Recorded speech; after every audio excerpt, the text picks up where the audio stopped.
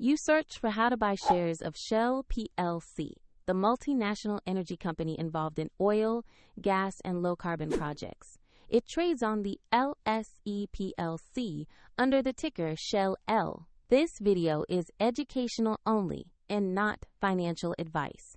To buy shares, you need a broker, and we'll use eToro as an example to show the process.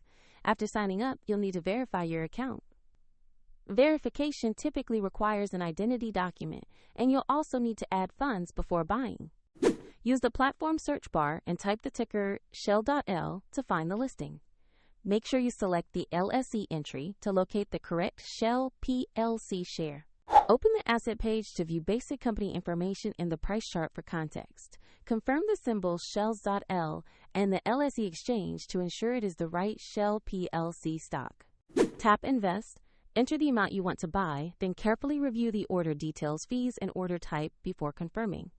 If the market is closed, your order may be scheduled for the next session, and if you lack funds, the platform will prompt you to add money before completing the purchase.